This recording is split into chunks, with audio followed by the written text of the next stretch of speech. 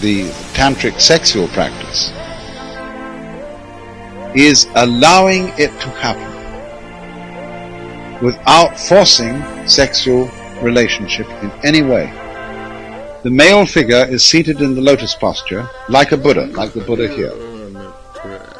The female sits right on his lap, wraps her legs round his waist and her arms round his neck. And they touch at all points. The mouth, the breasts, the sexual organs, the eyes looking straight into each other. But they're motionless. They're completely still.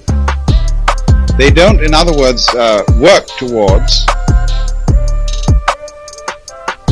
an orgasm. That what we work towards is the orgasm as detumescence, as escape from tension. But many people would disagree most strongly with this and say that's part of it, but that it is just as wonderful for there to be tension without any attempt to escape from it. Maintain the tension as long as possible. And in any case, don't try to get into it. Just let it happen. That is the attitude of these sexual images of the sexual yoga. To let it happen. And to be completely still and completely open and aware. And if you do this, you'll find a very strange thing happens. You will become the other person.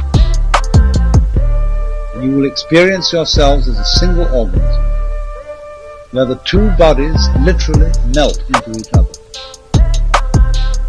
It's as if there is electric currents or something in our bodies, which ordinarily bat against each other. But in this way of sexual yoga, the two currents become a single current. And it's exactly, melting is the only way I could describe it. The two bodies fuse. Now, there are certain different schools of thought about this.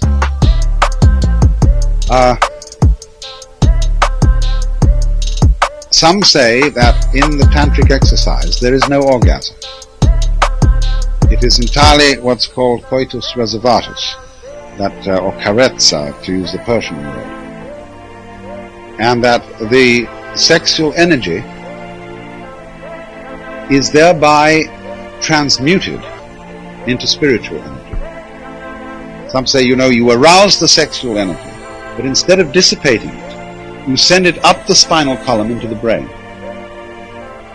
You all know, presumably, the symbolism of yoga, of the kundalini, that at the base of the spine there is the serpent. Kundalini, the serpent power. And that the object of yoga is to send your concentrated energy down your spine, to knock on that snake's head, and say, wake up, man, go up the tree. And the snake wakes up, and he goes slowly up the spine, energizing each chakra or center of nervous telephone exchange. Each one, as he gets into it, boom, a new world is open to him. Boom, boom. Finally he gets into the 1,000-petal lotus in the head. And then everything is lit up. You know all things.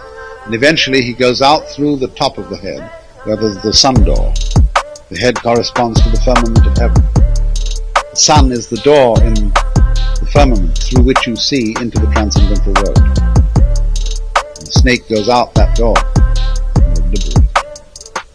That's why yogis are always drawn with above their skull a bump here, or a flame. That's the sun door, the exit. Sexual energy is the kundalini, is the serpent power, is the divine power. If you dissipate it in orgasm, you lose it.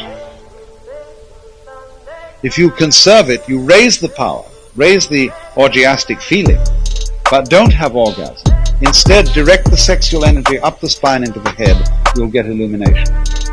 Now, if you concentrate long enough, you go into trance, and if you know how to handle trance, you go through trance into samadhi, and so on and so on.